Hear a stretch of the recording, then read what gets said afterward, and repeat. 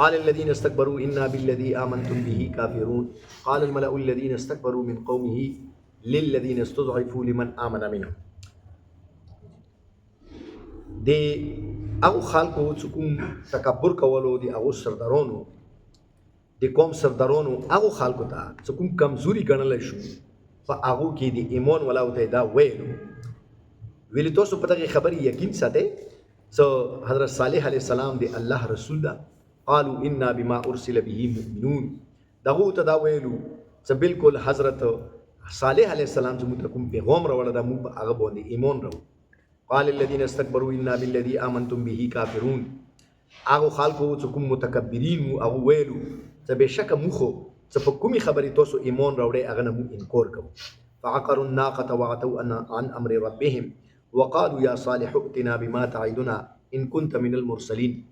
هغه دی وخې خپې کاټ کړلې او خپل رب حکم نه انکار وکړلو او دا ویلو چې اے صالح علیه السلام تو هغه عذاب چې موږ سره وعده کوي هغه ته رو ولا کچېرې ته رښتیا دی الله رسول وي.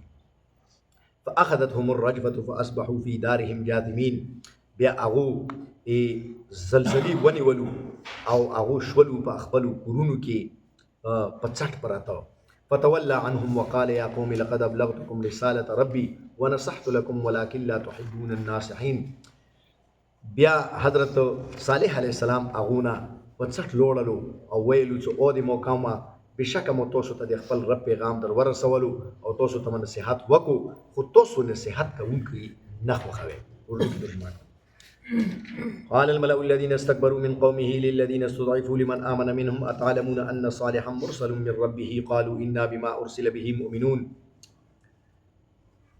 متکبرین کے قوم کے سرداروں نے کہا ان لوگوں سے جنہیں کمزور سمجھا جاتا تھا جو کہ ایمان والے تھے، انہیں کہا کیا تمہیں یقین ہے کہ حضرت صالح علیہ السلام اپنے رب کی طرف سے رسول بھیجے گئے ہیں؟ قالوا انا بما ارسل به مؤمنون. مومنین نے کہا کہ بے شک وہ جو بھی پیغامات ہمارے پاس لائے ہیں ہم اس پر ایمان لاتے ہیں. قال الذین استکبروا انا بالذی آمنتم به کافرون. متکبرین نے کہا کہ بے شک جن چیزوں کے اوپر تم ایمان لاتے ہو ہم اس کا انکار کرتے ہیں. فعقروا الناقة وعتوا عن امر ربهم وقالوا یا صالح ائتنا بما تعدنا ان كنت من المرسلین. سو انہوں نے کاٹ ڈالے اونٹنی کے پاؤں اور انہوں نے اپنے رب کے حکم کا انکار کیا اور انہوں نے کہا کہ اے صالح علیہ السلام جس عذاب کا آپ ہم سے وعدہ کرتے ہیں اسے لے آئی ہے اگر آپ سچے رسول ہیں. فاخذتهم الرجفة فاصبحوا في دارهم جاثمين. سو انہیں ایک زلزلے نے پکڑ لیا اور وہ اپنے گھروں میں اوندے پڑے رہ گئے. فتولى عنهم وقال يا قوم لقد ابلغتكم رسالة ربي ونصحت لكم ولكن لا تحبون الناصحين. پھر حضرت صالح علیہ السلام ان سے منہ موڑ کر چلے گئے اور انہوں نے کہا کہ اے قوم بے شک میں نے تمہیں اپنے رب کے پیغامات پہنچا دیے اور تمہیں نصیحت کی لیکن تم نصیحت کرنے والوں کو پسند نہیں کرتے. قال الملأ الذين استكبروا. دی قوم چې کوم مشرون او متکبرین او خلکو ته چې کوم کمزوري ګڼل شو للذین استضعفوا. اوس دیجه کې استضعفوا دا استضعفوا د عربی ګرامر په لحاظ سره کمزوری ته یې خو اخ کمزوری ته هغه حقیقت کې کمزور نه وي بلکې ته یې کمزور غاڼي. نو ظاهره خبره ده چې کله یو سړی ته کمزور غاڼي نو د دې تو فالټ ده د تو کمزوری ده هغه کې خپل څه کمزوری نشته ده. نو ایمان ولا په دغه حقیر غاڼلو کمزوری دی غاڼلو.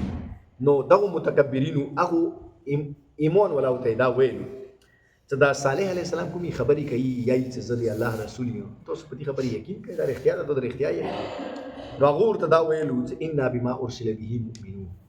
یمو په مخ کې سوال دا نه ده چې دو دی الله رسول دا کنه دی الله رسول خدا خدا کوم پیغامات مو ته وروړي مو په دیا یقین سره دی الله په پیغمبري کې مو دې سره شک نه ګڼو دو چې کوم پیغامات مو ته وروړي هغه مو منو دو خود منو چې دی الله رسول. بهرحال هغه دې خپل ایمان اقرار وکړو. قال الذين استكبروا انا بالذي امنتم به كافرون. خدا مشرون او تداویلو کفرون کوم سردارون متکبرین هغه ته ویلو زنا مو خو ته دې کومي خبرې مو ته کوي مو ټولو نه انکار کوو مخې نعوذ بالله دو درچان کړو. فاقروا الناقة وعتوا عن امر ربهم. سو هغه دی وخې خپې کاټ کړ. اوس دې ځای کې دا هغه واقعي چې موږ پرون کومه ویله د هغه بقیه حصہ د آیات په دغه حصے کې ده. پرون موږ دا خبره ویله چې هغه حضرت د قوم سمود حضرت صالح علیه السلام نه دا ډیمانډ کړو، دا غوښتنه ونه کړې و چې موږ ته یوه موخه دغه مخامخ چټان نه راوباسه، نو موږ بیا منو چې ته د الله رسول.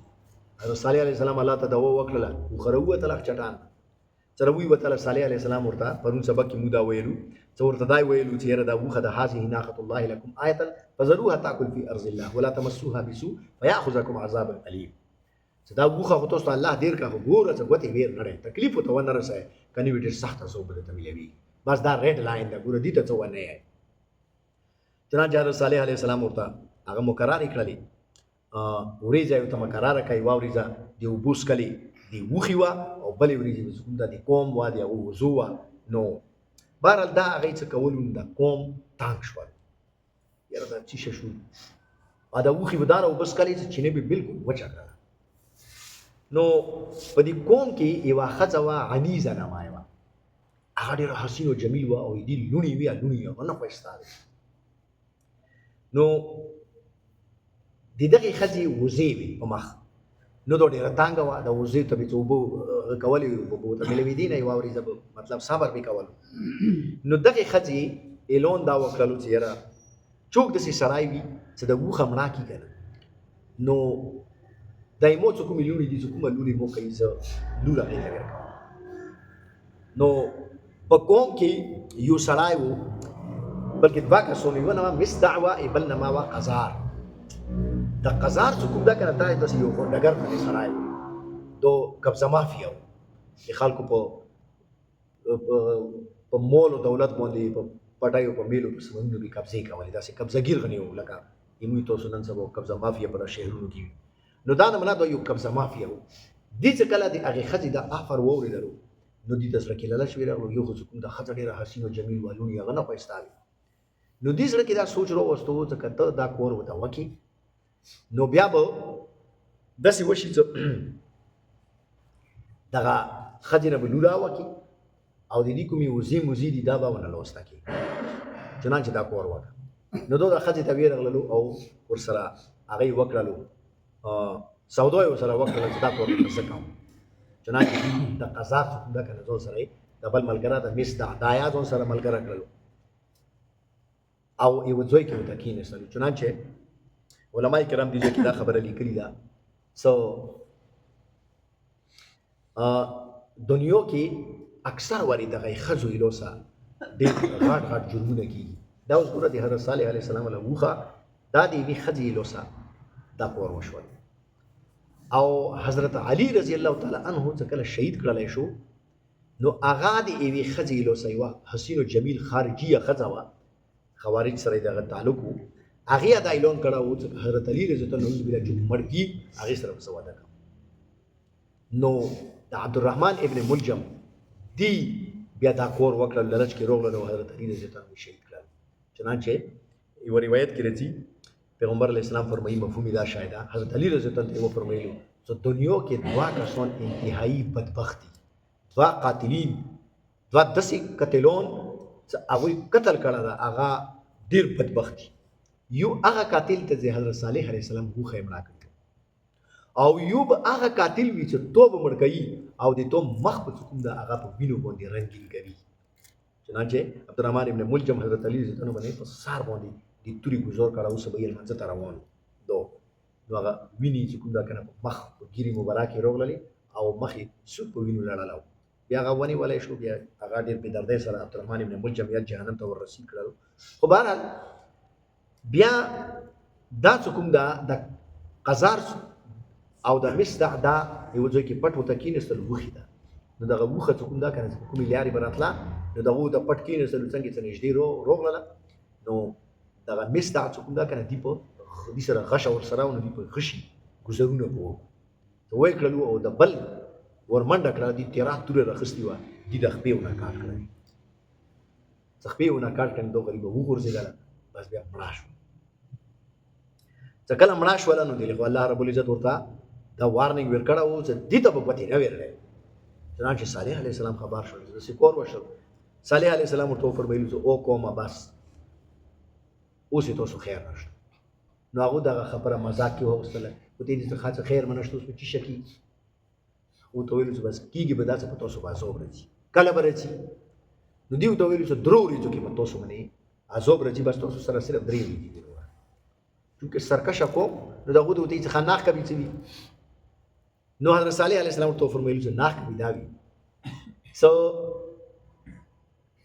سبا ته جمعرات ورځ ده، نو د سبا جمعرات په ورځ به تاسو مخونه تک زیړ شي.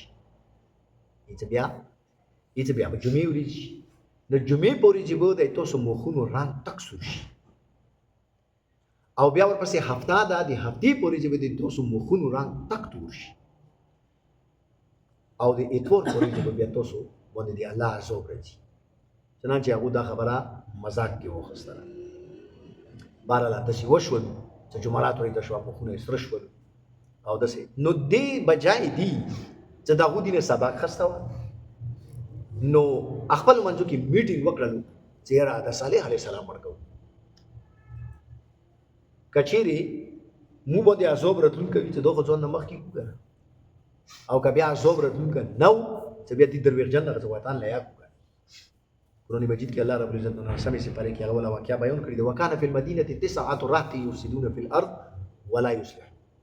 انا کسون قالوا تقاسموا بالله لنبیتنه واهله. خپل منځو کې قسم وکړل چې څو ورپسې ویر شو، شپې ور باندې حمله کوو، لنبیتنه واهله، کور ولا وتمر کو ټول سټو. نو بهرحال هغه چې کله ورپسې ویرغلو، الله رب العزت لیارې کې ور باندې تاندر ورڅول، هغه ټول مردور شولو. حضرت صالح علیه السلام نو خدای په کو پاټ کړل. بهرحال الله رب العزت فرمایلی دی ومکروا مکرا ومکرنا مکرا وهم لا یشعرون. هغه یو تدبیر وکړلو، یو مکر، یو چال وکړلو، هغه قتلونو او مو او سره یو چال وکړل. نو بهرحال دا کسانو هغه وخه هغه کړله او عذاب ور باندې دریمه څلورمه ورځې ور باندې عذاب په دې شکل راغللو. سو الله رب العزت دې کې ورته فرمایلی چې فاخذتهم الرجفه، هغه باندې زلزلہ راغله. بل ځکه الله رب العزت فرمایلی چې فاخذتهم الصيحه، هغه باندې یو تللای وشول. چنانچه مفسرین فرمایي چې دا دوه کارونه وسره وشول. یو اول زلزلہ راغله، نو هغه زلزلہ بالکل زمکه وخوځوله، او ورسره یوې فرشتي دومره تیز دھاړ او دومره تیز اواز وکړلو چې هغه سرای د غوږونو چوت شو. دومره شدید ترین تیز اواز وو چې د غوږونو مغز کې چوت شو. تاسو وینئ کله کله د اسماني تاندر راوګرځي، دومره کافر کړ وکي چې سړی چې کوم دا کنه څه فکر یې نه ویني، एकदम کبرو شي، ډېرو خلکو ته هارت اټیک ونیسي. نو اندان منه هغه باندې دومره تیز ترین هغه ور باندې وشولو، اواز ور باندې راغللو چې اصبحوا فی دارهم جاثمین. په کورونو کې چې کوم دا کنه هغه اندسې پرتو. نو بهرحال الله رب العزت د هغه دغه واقعه دغه هغه کې بیان کړی ده. فتولى عنهم وقال يا قوم لقد ابلغتكم رساله ربي. حضرت صالح علیه السلام سره تقریبا یو 4000 مسلمانان ور سره وو. نو دنه کتابونو کې 5000 لیکلي دي. نو بهرحال 4 یا 5000 دا کسان ور سره وو. دا وی باندې چې کله عذاب راغلل، نو دی خپل دغه مسلمانانو ځون سره راکړل او بیا دي ځنه لوړل. ځنه هغه کې روایتونو کې دا راځي چې دوی بیا مکی ته وروړل، او ځنه روایتونو کې دا راځي چې یمن حضرموت ته وروړل. بهرحال چې کوم ځای ته حضرموت ته وروړي کا هغه ته وروړي، خو بهرحال دي ځنه بیا حضرت صالح علیه السلام هجرت وکړل. فتولى عنهم وقال يا قومي. نو چې کله ونتللو او قوم ته دا ویل چې او قومه لقد ابلغتكم رساله ربي ونصحت لكم. موږ تاسو ته خپل براخه تبلیغ وکړلو او د الله پیغامات به در ورسولو، خو بس په تاسو باندې افسوس ده چې تاسو ته نصیحت کوونکی سړي سره تاسو نه لګي. چوک تاسو ته نصیحت کوي هغه بجای دي چې تاسو باندې خو لګي، تاسو هغه نفرت شروع کړي. نو ډېر د افسوس نو دي چې مفسرین دا فرمایلی دي چې دا خبره حضرت صالح علیه السلام خپل قوم ته کله کړی ده، عذاب نه مخکې که عذاب نه وروسته. نو هغه فرمایي څو که عذاب نه مخکې کړي وي بیا خو څه اشکال نشته، ځکه چې ژمدي دا خبره یې ورته وکړله چې یاره تاسو ته مو پیغام در ورسولو، خو تاسو ونه منله، اوس د الله عذاب به در باندې راځي. خو چونکې دو عذاب ځینې مفسرین دا فرمایي چې نه عذاب چې کله په راغللو بیا یې دا ویلي دي، نو بیا دا سوال ده چې یاره بیا خو ته مړه بیا مړي ته د دغې خبرې کولې څه مطلب ده؟ نو هغه فرمایي څه دا کیدای شي داسې شي څه حضور اکرم صلی الله علیه وسلم څه کله جنګ بدر کې کفرون مړه کړلی شو او یوه کوهي ته ور واچولی شو، نو حضور اکرم صلی الله علیه وسلم کوهي ته سار ور جواد کړو، د کوم مړو ته سار ور جواد کړو او دا یې ورته وفرمایلو څه قد وجدنا ما وعدنا ربنا حقا فهل وجدتم ما وعد ربكم حقا. او خلکو موږ سره الله کومه وعده کړې وه هغه خو موږ ته الله وخیره سره اختیا وه، تاسو سره یې کومه وعده کړې وه هغه رښتیا شوه که نه؟ یعنې تاسو سره یې دا کړي وه چې عذاب به درته میلاویږي، څنګه عذاب در باندې شروع ده که نه؟ نو حضرت عمر فاروق رضی الله عنه پیغمبر علیه السلام ته وفرمیلو چې یا رسول الله صلی الله علیه وسلم ته دغو مردګانو ته خبرې کوي چې هغه بالکل څه واوري نه. حضور اکرم صلی الله علیه وسلم ورته وفرمیلو چې واوري ویلې نه، واوري خو د جواب طاقت ورکې نشته چې جواب ویلي. نو بهرحال دینه علما کرام دا هغه بسلي ده چې مړي واوري، سماع موت اوله مسله یې ورته بسلي ده.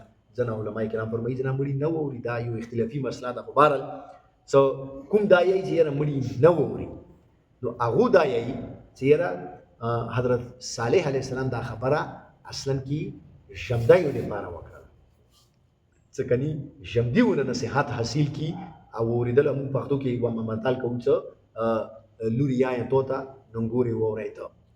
نو کله کله وری مو خبره مخ یو طرف ته کوو، خبره یو سره کوو او مقصد اوریدل مې بل چوي چې دا بلې ووري. نو دیجو کې حضرت صالح علیه السلام خبره خو کفرونو سره کوله، خو نصیحت نور خلکو ته کولو چې ګوره د موت کوم هغه د نبی کوم کور وي هغه دا وي چې خلکو ته پیغام ورسوي. اوس خلک مني نه مني، خو اکثریت خلکو هغه دا وي انجام دا وي چې هغه نصیحت کوونکی خوښوي نه. نو بهرحال حضرت صالح علیه السلام په طور نصیحت دغه جمله ویله او هغه نه بعد کوم دونه هجرت وکړلو.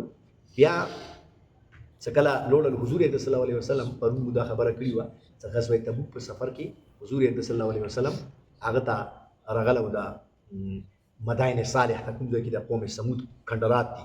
نو حضور اکرم صلی الله علیه وسلم یوه پیرې په لیارې باندې همداسې روان و، نو یو کاس و ابو رغال نمای وه، هغه د حضرت د قوم سمود و. نو دا عذاب نه باد شوه، دا داسې باد شوه چې دا څه کور پسې مکې ته راغلی و. نو مکې کې الله رب العزت دی باندې عذاب نه کړو نازل، مکې نه چې کله بهر راووتو نو په لیارې کې دی باندې هماغه تللی وشولو چې کوم تللی قوم سمود باندې شوی و، دا بیا لیارې کې مړ شو. نو حضور اکرم صلی الله علیه وسلم شندیو ته وکړه چې سړی دیلې مړ و او دې سره چې کوم دا که نه د سونې ولی یوه لاښته ورسره وه، نو دې ځای کې مړ شو، دې ځای کې خاښ کړی شوی، نو دې سره هغه یې سونې وله لاښته ورسره خاښه ده. نو صحابه کرام زیات اجمعین هماغه ځای راوکندلو. نو چونکې دغې خبرې تقریبا 2200 سال شوي، نو هغه سړی خو چې کوم دا که نه بالکل خوب ریرې شوی و، خو هغه یې سونې وله لاښته راووتله، هغه صحابه کرام ځان سره راوخیستله. نو بهرحال دا سوچ کول پکور دي چې څوک نصیحت درته کوي، ښه خبره درته کوي، هغه نه نصیحت حاصل کول پکور دي او د هغه نصیحت قبلول پکور دي. دا د هغه ښېګړه وي چې ته ښه خبره وکړي. ځنه سړي ته یوه ښه خبره چوک وکړي، هغه یوه داسې پوچه خبره ور وکړي چې هغه غریب په خپل دعوت، په خپل تبلیغ، په خپلې ښې خبرې خیمون کړي، بیا د هغه انجام ښه نه وي لکه دغه خلک واخې